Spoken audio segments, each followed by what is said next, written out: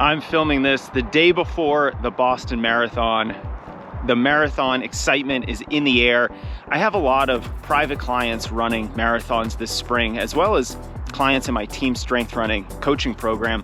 And I want to talk a little bit more about how to get better at the marathon, because I just had a really interesting question come across my desk, and it was, if my ultimate goal is to be a better marathoner, if that is the thing I want to do, should I run 2 marathons a year, or should I run 1 marathon a year and then have a season where I'm adding in a bunch of other shorter races?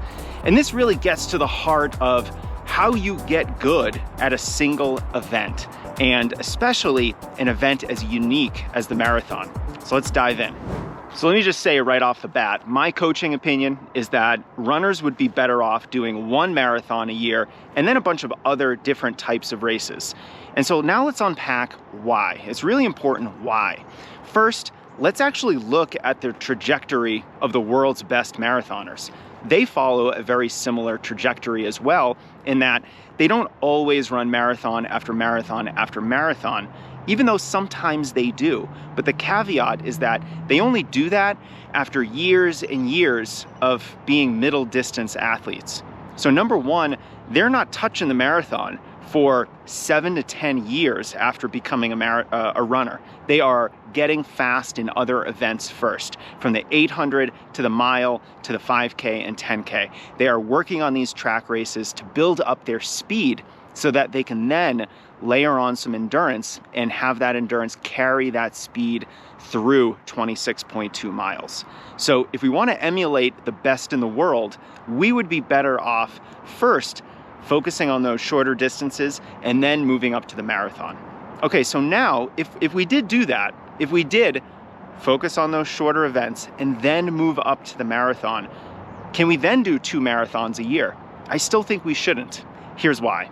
First, we're only going to be doing marathon training. And if you're anything like me, you might get a little bored with only doing high mileage and marathon type long runs and all the workouts we do as marathoners. You know, a lot of aerobic work, a lot of, half marathon pace efforts, marathon efforts, tempo or lactate threshold runs. These are phenomenal workouts, but it's really only one type of workout. These are all aerobic workouts. So if we want to continue to develop as athletes so that we can run a better marathon, we would be best served by also developing many of the other energy systems that are important to marathoners. We even need some speed, some strength, some power. We need to work on our efficiency and running economy. We can actually do that much more efficiently if we focus on shorter events. That's because we're going to be doing much more challenging workouts that are shorter but faster. We're probably going to be doing plyometrics. We're probably going to be doing drills. These are all things that marathoners just don't do either at all or as much. And so by ignoring them for long periods of time, we start to become detrained. Our coordination suffers, our general athleticism suffers, our proprioception suffers.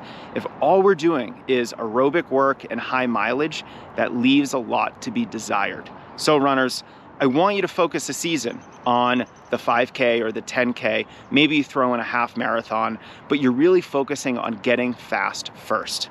And then once you are running marathons, it's too difficult to only run marathons. We have to do the other races to develop those energy systems.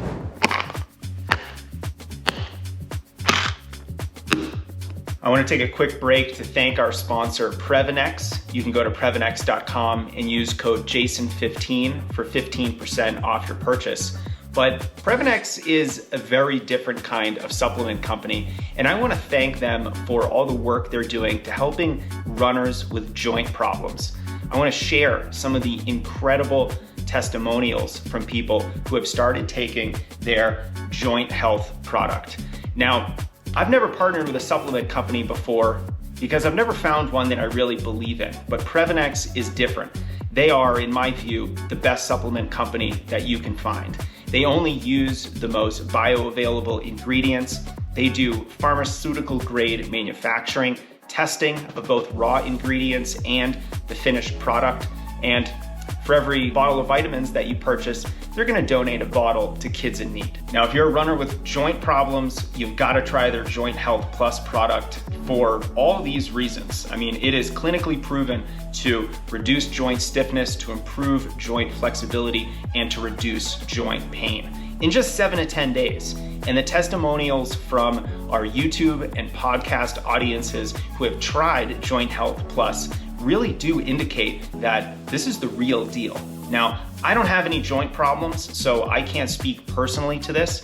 I'm a big fan of Nourify, their vitamin, and also their immune support product. But Joint Health Plus seems to be practically a game changer for these athletes with joint problems. So if you want to try it out and support our YouTube channel, go to previnex.com and enter in code JASON15. You're going to save 15% on your purchase, and if you get the vitamins, you're going to be helping kids in need, as well as investing in your health with what I think is one of the best supplement companies that you can find.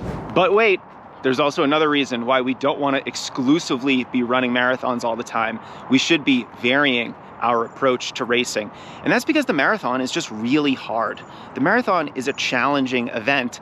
And if you don't run a good marathon, usually you have to wait 5 or 6 months to run your next marathon. So you're putting all your eggs in one basket. And if things don't go well, and they frequently don't, just because of how long a marathon is, how many things can go wrong in a marathon. You know, it's a much more technical race than, say, the 5K, because now you have to worry about fueling, running the tangents on a marathon course, especially depending on the course, is very important to your overall finish time.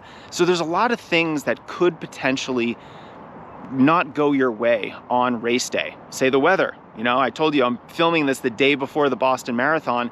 The Boston Marathon is notorious for its unpredictable weather. If you're just unlucky and you get a day like when Des Linden won in 2018 and it's just pouring rain and it's cold, that might not be a good day for you. Conversely, it might be a really hot day. And so when we put all our eggs in one basket with the marathon, we're asking for pretty regular disappointments.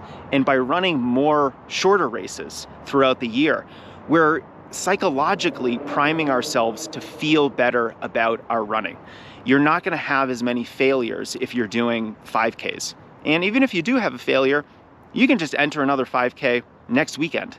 You don't necessarily have to wait 5 or 6 months later because the recovery time after these short races is so short. So there's a lot of good reasons to not exclusively focus on the marathon, from your psychology to your overall development as an athlete. So if you're thinking about this big project of trying to run a faster marathon, let's think about it much more holistically and much more strategically than I'm just going to keep running marathons over and over again until I run the time that I want. That's usually not the most effective way to get there. So if you're thinking about this, I hope you now have a new framework to think about as you are searching for that next big marathon PR.